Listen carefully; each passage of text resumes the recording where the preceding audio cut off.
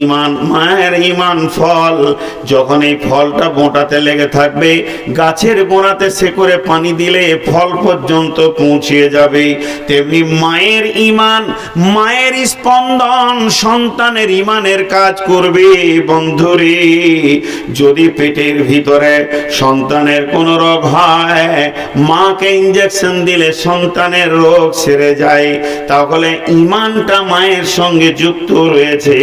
যখনই বোঁটা থেকে কেটে ফলকে আলাদা করা হচ্ছে, বিশ্বনবী বলছেন আর লেট করা যাবে না, ওর কানে সঙ্গে সঙ্গে ঈমানের দাওয়াত দিয়ে দাও। হাজি ভাই, আজানটা টোটাল কয়বার হাঁকে মুয়াজ্জিন? 12 বার। কয়বার হাঁকে? 12 বার। দুবার আল্লাহু আকবার, দুবার আশহাদু আল্লা ইলাহা ইল্লাল্লাহ, দুবার আশহাদু আন্না মুহাম্মাদুর রাসূলুল্লাহ, দুবার হাইয়া আলাস সালাহ, দুইবার হাইয়া আলাল ফালাহ, 5 দুগুণে 10, একবার আল্লাহু আকবার আর একবার লা ইলাহা ইল্লাল্লাহ। কয়বার হলো? মহব্বতের সঙ্গে জোরে বলেন, কয়বার হলো? 12 বার। 12 বার। এটা কিসের দাওয়াত? আজানটা কিসের দাওয়াত?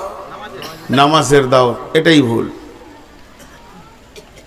12 বারের মধ্যে 2 বার নামাজের কথা বলা হয়, আর 2 বার কি লাভ হবে বলা হয়। তাহলে 12 বারের মধ্যে যদি 2 বার বাদ দেওয়া যায়, তো 10 বার ইমানের দাওয়াত দেওয়া হয়। মানুষ বুঝে না, বেঈমান হালাতে নামাজ রোজা কিছুই কবুল হবে না। এর জন্য মুয়াজ্জিন প্রথমেই বলে আল্লাহু আকবার, আল্লাহু আকবার, আল্লাহ বড়, আল্লাহ বড়, আল্লাহ বড়, আল্লাহ বড়। যখন 4 বার বলা হয়ে যায়, তখন মুয়াজ্জিন বলে আমি সাক্ষ্য দিচ্ছি আল্লাহ ছাড়া কোনো মাবুদ নাই।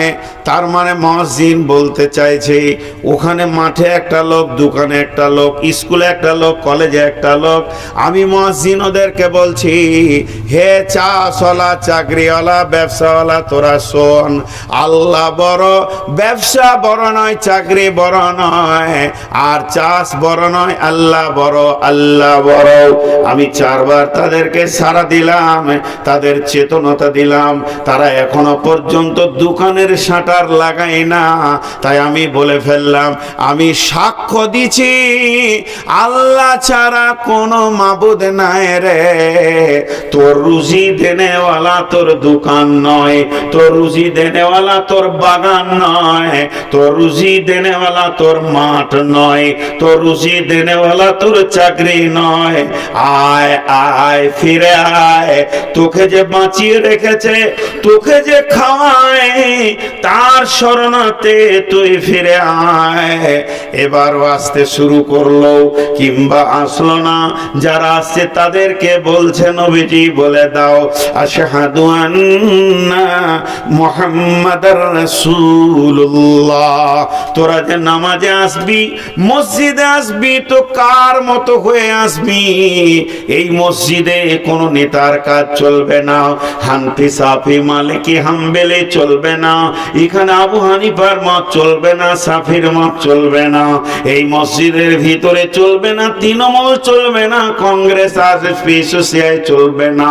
আয় গাঁওয়ালায়, দক্ষিণ পাড়া কি করে? তৃণমূল করে, উত্তর পাড়া কি করে? কংগ্রেস করে, পশ্চিম পাড়া সিপিএম করে, পূর্ব পাড়া বিজেপি করে। সমস্তকে চুরমার করে দিল থেকে ভেঙে দিয়ে এক নেতাকে মেনে নে। আমি সাক্ষ্য দিচ্ছি তোর জীবনের আইডিয়াল, তোর জীবনের নেতা হলো নবী মুহাম্মদুর রাসূলুল্লাহ সাল্লাল্লাহু আলাইহি ওয়াসাল্লাম। তুই যে মসজিদে ঢুকবি, তো নবী মুহাম্মদের মতো ঢুকতে হবে। এখানে একটা নেতার কাজ চলবে, তার মতো করে নামাজ পড়তে হবে। সল্লু কামা রাআইতুমুনি উসাল্লি, আমার মতো করে নামাজ পড়ো এসো। তাই ওই রকম নবী মুহাম্মদকে মেনে নে, পোশাক উজু তার মতো হতে হবে, রুকু সাজদা তার মতো হতে হবে, তবেই মাবুদের দরবারে কবুল হবে। এইবার 3 দুগুণে 6, 6 বার ইমানের দাওয়াত দেওয়ার পর মুয়াজ্জিন বলছে হাইয়া আলাস সালাহ, তোরা নামাজে আয়। পৃথিবীতে কামিয়াবির রশি একটাই, যেটাকে ধরলে তোরা কামিয়াবির রাস্তা পাবি, ইমানের রাস্তা পাবি। এর জন্য মুয়াজ্জিন 2 বার ওটা বলল হাইয়া আলাস সালাহ। তারপরে মুয়াজ্জিন বলছেন হাইয়া আলাল ফালাহ। নিষ্কৃতি পেয়ে গেলি রে, নিষ্কৃতির দিকে আয়, সফলতার দিকে আয়, সফল কামের দিকে ডাকা হয়ে গেল। নামাজ শেষ হয়ে গেল, ট্রেনিং হয়ে গেল ইমানের। এটা নামাজের ট্রেনিং নয়, নামাজ হলো ইমানের ট্রেনিং, নামাজ হলো ইমানের ট্রেনিং। এরপরে মুয়াজ্জিন বলছে মসজিদ থেকে বার হবি, আবার তুই সমাজে সুসালে চলে যাবি, আবার রুজি তাল্লাশে চলে যাবি। তো শুনেলে কি নিয়তে যাবি? আল্লাহু আকবার, আল্লাহু আকবার, আল্লাহ বড়, ওগুলো তোর বড় নয়। আর দিলের ভিতরে ভরলে লা, জোরে বলেন লা ইলাহা ইল্লাল্লাহ। গোটা আজানটা হলো ইমানের দাও। এই আজানটা কাকে দিতে বলছে? একদম শিশু। হাজি শিশু কিছু বুঝে? শিশু কিছু বুঝে? আর এতগুলো লোক ওপর মুখটা হিলান, খালি মাথাটা হিলিয়ে দিয়েছে। জি বিরক্ত হয়েছেন নাকি আমার উপরে? হয় না গো, খ্যাপা মানুষ ওখানে শেষই দেয় আমাকে সবাই। তবে আগামী বছরে মডেল চেঞ্জ করব। জি শিশু কিছু বুঝে, এটা আর বলবেন না কোনোদিন, ক্ষতি হয়ে যাবে বললে। আল্লাহর নবী আজান দিতে বলছেন, তাহলে আল্লাহর নবী অবুঝ?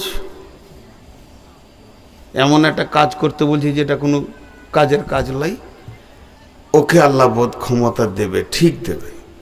বিশ্বনবী যখন ওর কানে আজান দিতে বলেছেন, তাহলে গুরুত্ব আছে। আপনার আমার বুঝে না আসতে পারে, গুরুত্ব।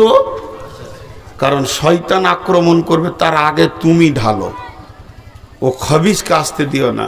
হাজি শীটটা যতই দামি হোক, চামড়ার হোক, কিন্তু প্লাস্টিকের লেমিনেশন করে দিলে আর পানি ধরবে না।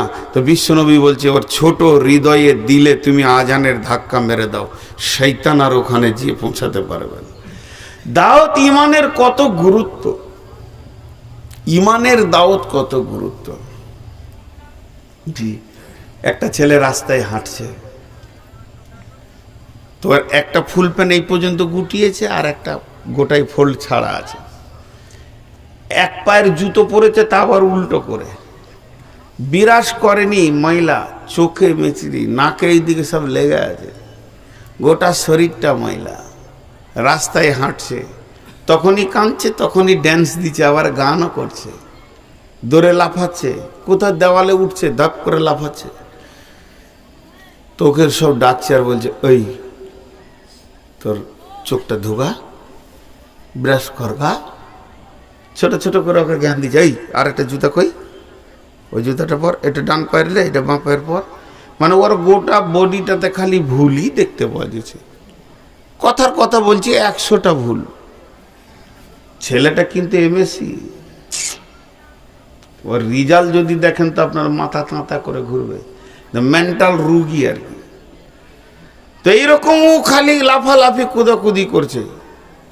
আপনাদের এই জালসাতে একজন সার্জেন এসছেন, হাসানুজ্জামান, ব্রেন সার্জেন। তো উনি ছেলেটার দিকে এমনি করে তাকিয়ে আছে। কেউ বলে দিল ছেলেটা এমএসসি, তখন হাসানুজ্জামান বলছে হ্যাঁ এমএসসি, অনেকক্ষণ দেখছে। দেখার পর বলছে নিয়ে এসো ওকে। ওকে শুইয়ে দিল, এক্স রে করলো ব্রেন থেকে, ঘাড় থেকে। ও পেয়ে গেছি, ঠিক এখানে মেন শিরাতে একটা টিউমার ইনফেকশন হয়ে ওর ব্রেনের মেন রগটাকে জাম করে দিয়েছে। এর জন্য গোটা ব্রেন ওর জাম, লাফালাফি করছে।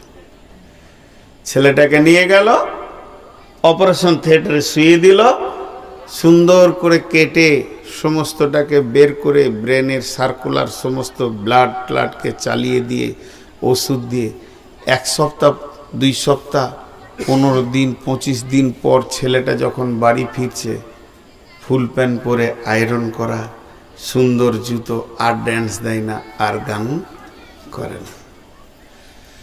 ডাক্তার হাসানুজ্জামান বলছেন, বন্ধু যেগুলি তোমরা ভুল দেখেছো এগুলি ওর ভুল নয়, বরং ওর ব্রেনে যেটা মেন দেহ সঙ্গে সেরা উপসেরা, যেটা সার্কুলার দেবে ব্রেনের ব্লাডকে হৃৎপিণ্ড থেকে, সেটা জাম হয়ে গেছিল। এর জন্য ছেলেটার কাণ্ড তোমরা এমনটি দেখেছো। এখন ওই ছেলেটার বডিতে আর ভুল দেখা যায় না। সেটা যেমন শিক্ষিত ছেলে ওই রকম মর্যাদা সম্পন্ন রাস্তায় হাঁটছে, তাহলে এর জুতোটা উল্টা পাল্টা এটা ভুল নয়, এর গায়ে ময়লা এটা ভুল নয়, এর ফুল প্যান্টটা ছিঁড়া এটা ভুল নয়। যেগুলো তোমরা দেখেছো এগুলো ভুল নয়, বরং এই মেন্টাল রুগী ওই জায়গাতে যদি হাত দেওয়া যায় বাকিগুলো ঠিক নিজে রিপেয়ার করে নেবে। আজকে এই গ্রামের লোক, এই সমাজ যারা বসে রয়েছে, এরা বেনামাজি, এরা মাতাল, এরা চোর, এরা জুয়ারি, এরা লুচ্চা, এরা নামাজ পড়ে না, রোজা রাখে না, চুরি করে, ব্যভিচার করে, জুয়া খেলে, সুদ খায়। এটা সমাজের রোগ নয়, মেন রোগ হচ্ছে এদের আল্লাহ আখিরাত আর জাহান্নামের ঈমানটা নাই। ঈমান যদি পরিপূর্ণ থাকতো, ওই ঈমানের এমন একটা শক্তি আছে বডিতে গুনাহকে আসতে দিত না। এখন যদি এদেরকে রিপেয়ার করতে হয় তাহলে ঈমান আর আকীদা তৌহিদের উপরে রিপেয়ার করতে হবে। যখনই এদের ভিতরে তৌহিদের আলো ঢুকে যাবে, আল্লাহকে চিনে নেবে, আল্লাহর পরিচয় এসে যাবে, জাহান্নামের আগুনটা যখন চোখের সামনে দাও দাও করে জ্বলবে, তখন সলিমউদ্দিন কলিমউদ্দিন রাত্রি 12টায় উঠে এসে ইমামের পা দুটি জড়িয়ে ধরে কেঁদে বলবে, আমার রুকুটা ঠিক করে দেন, সাজদাটা ঠিক করে দেন, আর আমি জীবনে সুদ খেয়েছি, কোন তোবাটা করব এটা শিখিয়ে দেন। কারণ বিশ্ব নবীর জামানায় আল্লাহর নবী ওই বেঈমান মুশরিকদেরকে তৌহিদের পানিতে গোসল করিয়েছিলেন, আর শিরকের মতো নোংরা টিউমারকে কেটে কেটে বের করে দিয়েছিলেন, আর সুন্নতের আতর মাখিয়েছিলেন, বেদাতগুলোকে সরিয়ে দিয়েছিলেন। তখনই হযরতে আব্বাস রাদিয়াল্লাহু তাআলা আনহু বলেছিলেন, আমি সুদ তো দূরের কথা, আসলকেও মাফ করে দিলাম। সব থেকে মদের বড় ভাটি ছিল আব্দুর রহমান ইবনে আওফের ঘরে। মদ খাওয়ানোর দায়িত্ব ছিল আব্দুর রহমান ইবনে আওফের। হযরতে আলীর ঘরে, হ্যাঁ হযরতে আলীর ঘরে আবু তালেবের মতো ব্যক্তি বাইজি নাচিয়েছে। আর আমার হযরতে আব্বাস রসুলের চাচা, তিনি ছিলেন আরবের মধ্যে সব থেকে বড় সুদারু। যেদিন রসুলের চাচার কাছে তৌহিদ পৌঁছে গেল, তৌহিদের পানিতে যেদিন তিনি গোসল করলেন, আশহাদু আল্লা ইলাহা ইল্লাল্লাহ ওয়া আশহাদু আন্না মুহাম্মাদান আবদুহু ওয়া রাসূলুহু পড়লেন। আর তারপরে বিশ্বনবী কাবাতে দাঁড়িয়ে ঘোষণা করে দিলেন, হে মদিনা মক্কার লোক শোনো, আমার চাচা যাদেরকে সুদের উপরে টাকা দিয়েছে, মাল দিয়েছে, আমি তার যোগ্য ভাতিজা বলছি, তোমরা আসলটা দিয়ে দেবে। আমার চাচা ঈমান এনেছে আর সুদ খাবে না। কেউ খবর পৌঁছে দিল, আব্বাস রে, তুমি জানো কি তোমার ভাতিজা কি ঘোষণা করেছে? তোমার সুদকে মাফ করে দিয়েছে। হযরত আব্বাস গিয়ে বলছেন, আমার যোগ্য ভাতিজা সুদেরকে মাফ করেছে, আসল দিতে বলেছে। আমি তৌহিদের মতো জীবন পেয়ে আমি আসলটাকেও মাফ করে দিলাম। মেন হচ্ছে ঈমান। ঈমান দেখা যায় না, কিন্তু ঈমানের পাওয়ার আছে। রক্ত কেমন? রক্তের রং জিজ্ঞেস করিনি, রক্ত কেমন? আবার বলছে রং জিজ্ঞেস করিনি, বলছি তো বলছে লাল। কালকে উল্টো পাল্টা বকলে কি বকলে চায়ের দোকানে, মৌলভী সাহেব বলে গেছে নামাজ পড়তে পারে, সব মাফ হয়ে গেছে। কি পাপ করে তার ভিতরে। জি, রক্ত কেমন? লম্বা না চওড়া না গোল? হাত কেমন যদি বলি আপনি বোর্ডে এঁকে দিতে পারবেন। পা কেমন যদি বলি এঁকে দিতে পারবেন। মাথা কেমন যদি বলি তো এঁকে দিতে পারবেন। রক্ত কেমন? কিরকম আঁকবেন? লম্বা, চড়া, গোল? জি না, রক্তের নিজস্ব কোনো রূপ নাই। কালার আছে লাল, কিন্তু রূপ নেই। আর রক্ত ছাড়া দেহ অচল। এই বডিতে যে পায়ে রক্ত চলাচল বন্ধ সেই পা, যে হাতে রক্ত চলাচল বন্ধ সে হাত, মাথাতে রক্ত চলাচল বন্ধ ব্রেন শেষ। ব্রেন হিমারেজ হয়ে গেছে, এখনো পড়ে আছে উনি। মূল্য কি মূল্য?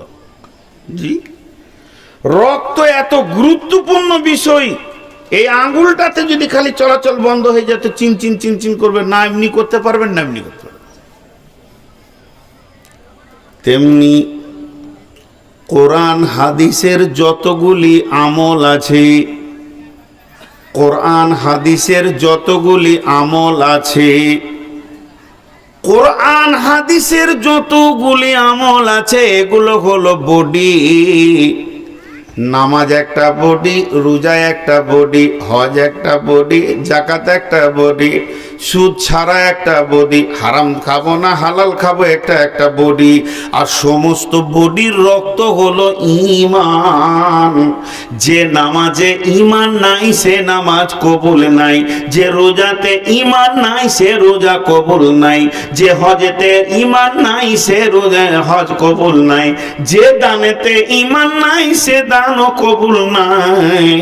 তার মানে কোরআন হাদিসের 1 থেকে 100 শুরু থেকে শেষ পর্যন্ত যে কোনো আমালকে আপনি করতে যান সঙ্গে ঈমানকে লাগবে। ঈমান ছাড়া কোনো আমাল কবুল হবে না, কবুল হবে না। আর একটা কথা বলে এবার আমি আয়াতের দিকে চলে যাব। আলাপ,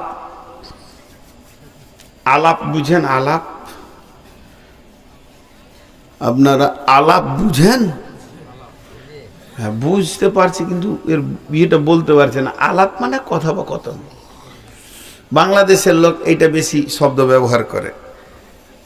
হ্যাঁ, এই এখন যদি কোনো লোক আসে তো কি বলবে, মৌলানা আপনি বায়ানটা করলেন, আপনার সঙ্গে কিছু দরকার আছে। আমাদের দেশে কি বলবে? দরকার আছে, বা আপনার সঙ্গে কিছু কথা আছে। আর বাংলাদেশের লোক কি বলে? আপনি ব্যস্ত আছেন, পরে আলাপ করব, আপনার সঙ্গে আলাপ আছে। তা আলাপ মানে কথোপকথন। তাই জীব যে বিষয়ে আলাপ করবে বডি সেই রং ধরবে। এটা কোরআনের কথা বলে দিচ্ছি। কিন্তু জীব যে বিষয়ে কথা বলবে বডি সেই কালার ধরবে। আরেকবার বলছি, জীব যে বিষয়ে বেশি কথা বলবে বডি সেই কালারটা ধরবে। এবার কেমন? কোন রাত জীবের ব্যাপারে আমার একটা 2 ঘন্টার বক্তব্য আছে, তারই সামান্য ন্যূনতম একটা অংশ আল্লাহ তাবারক ওয়া তাআলা বলছেন, ইয়া আইয়ুহাল্লাযীনা আমানুত্তাকুল্লাহ ওয়া কুলু কাওলান শাদীদা। হে ঈমানদারেরা, তোমরা আমাকে ভয় করো। প্রথমে ঈমান দরকার হলো, তারপরে আল্লাহর ভয়টা দরকার হলো। যে আমার আল্লাহ বলছেন কুলু কাওলান শাদীদা। ঈমান ছাড়া মানুষ সত্য কথা বলতে পারে না। মা আমার, বোন আমার, যখনই আমি কারো গীবত করতে বসেছি তখন যদি একবার আল্লাহর ভয় মনে পড়ে আমার দ্বারা আর খারাপ কথা বলা সম্ভব হবে না। তাই আমার আল্লাহ বলছেন কুলু কাওলান শাদীদা, নরম ভদ্র কথা বলো। যখনই তুমি জীবের রূপ চেঞ্জ করবে তো বডি চেঞ্জ হয়ে যাবে। আল্লাহ পরে শব্দ বলছেন ইসলিহ লাকুম আমালাকুম, ইসলিহ লাকুম আমালাকুম, আমি তোমাদের গোটা শরীরের অঙ্গ প্রত্যঙ্গের আমলগুলি চেঞ্জ করে দিব। ইসলিহ লাকুম আমালাকুম ওয়া ইয়াগফির লাকুম যুনুবাকুম, আরো তোমাদেরকে বেনিফিট দেব, আরো তোমাদেরকে অফার কে দেব, জীবনের গুনাহগুলোকে তোমাদের মাফ করে দিব, বোনাস দিলাম। এরপরে কি হবে? ওমাইয়ুতিল্লাহ ওয়া রাসূলহু, যে আল্লাহ এবং তার রাসূলের ইতাআতে থাকতে পারবে, ফাকাদ ফাযা ফাওজান আযীমা, এমন একটা তুমি বিপ্লবী বিজয় পেয়ে যাবে, তুমি উত্তীর্ণ হয়ে যাবে, কামিয়াব হয়ে যাবে, তুমি আর কোনো ডিস্টার্বে পড়বে না। তাহলে আমি যদি এক কথায় বলি, জীবকে কন্ট্রোল করো, বডির রূপ চেঞ্জ হয়ে তুমি একদম সাকসেস হয়ে যাবে, সফল কামে পৌঁছিয়ে যাবে। গোটা আয়াতের সার অংশ এটাই। তাহলে আলাপে শরীর বডি চেঞ্জ হয়, বডির রূপ চেঞ্জ হয়। এগুলো তথ্যবহুল কথা বলছি, একটু ধৈর্য ধরে শোনেন। এবার আলাপ কেমন? যেমন মানুষ তেমন আলাপ, কেমন? যেমন মানুষ তেমন। আমি আজকে আসরের সময় ফোন করলাম, কাকে? মানোয়ারকে, আসামের। ওকে আমি খুব ভালোবাসি বলি, তুই করেও কথা বলি কখনো কখনো। তখন আমি জিজ্ঞেস করলাম, কেমন আছো? তো ভালো আছি। ভাই আপনি কোথায় আছেন?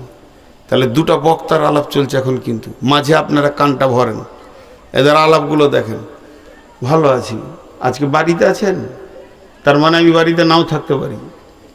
বক্তা না বাড়িতে নেই, জঙ্গিপুর এলাকায় আছি।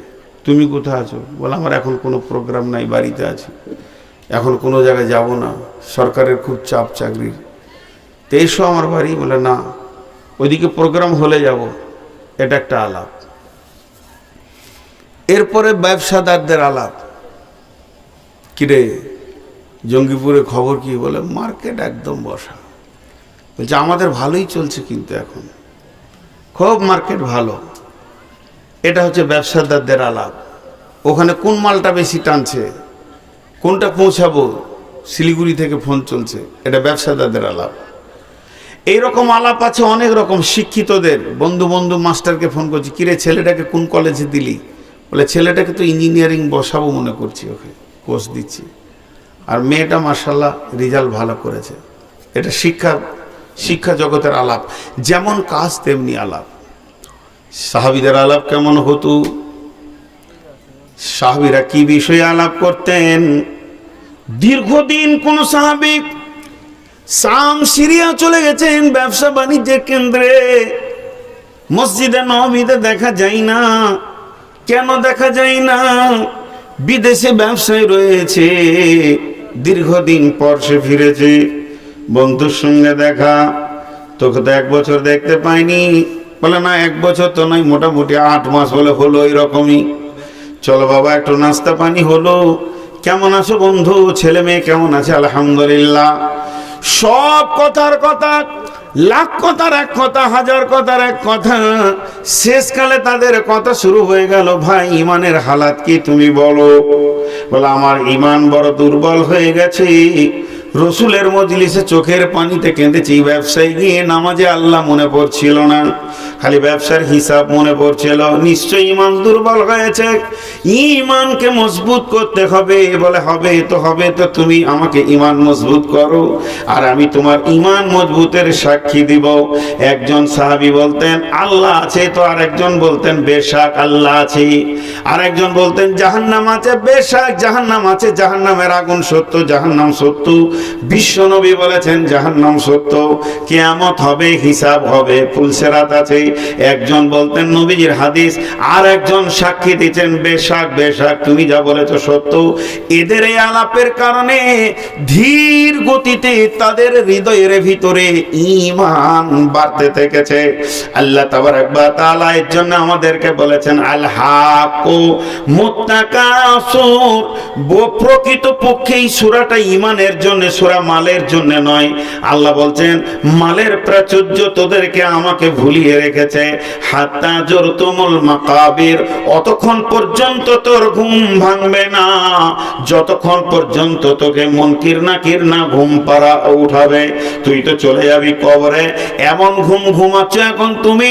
মালের প্রাচুর্য, পৃথিবীর ঐশ্বর্য তোমাকে গাফেল করে দিয়েছে আমার মতো রব থেকে। অতএব তোমার মাল তোমার যতক্ষণ না তুমি কবরে গেছো। কাল্লা সাওফা তা'লামুন সুম্মা কাল্লা সাওফা তা'লামুন, নিশ্চয়ই একদিন জানতে পারবে। আবার বলছে একদিন জানতে পারবে। কাল্লা লাউ তা'লামুনা ইলমাল ইয়াকিন, যেদিন তোরা জানবি তোদের ইয়াকিন ফিরে আসবে, দৃঢ় বিশ্বাস হবে, ইলম বেড়ে যাবে, জ্ঞানের ভান্ডার তোদের বেড়ে যাবে জান্নাত জাহান্নামের। সেদিন কবরে এই জ্ঞানগুলো নিয়ে কোনো লাভ হবে না। ইলমাল ইয়াকিন, কাল্লা সাওফা তা'লামুন সুম্মা কাল্লা সাওফা তা'লামুন কাল্লা লাউ তা'লামুনা ইলমাল ইয়াকিন লাতারাবুন্নাল জাহিম, দুই চোখে তোরা তখন জাহান্নামকে দেখবি। সুম্মা লাতারাবুন্নাহা আইনাল ইয়াকিন, তোদের চোখ দেখবে, বিবেক তখন বিশ্বাস করে নেবে। সুম্মা লাতুসআলুন্না ইয়াওমা ইদিন আনিন নাঈম, এমন একটা দিন আসবে আল্লাহর ক্ষুদ্রতম নিয়ামতের সেদিন তোরকে প্রশ্ন করা হবে। অতএব এই সূরাটা বলছে পৃথিবীর প্রাচুর্য, আল্লাহ জাহান্নাম, ফেরেশতা, কবর, হাসর থেকে তোকে গাফেল করে রেখে দিয়েছে। তোর হাত পা দেখে মনে হচ্ছে যেন আল্লাহ নাই। মুসলমানের বাচ্চা, তুমি মুসলমান বাস করো, মসজিদের দরদ ব্যথা দেখাও, জালসায় 2-4 ঘন্টা বসে বসে শোনো, কিন্তু নামাজের কাতারে তোমাকে পাওয়া যায় না। প্রকৃত পক্ষে তোমার ভিতরে ঈমানের কোনো পাওয়ার নাই।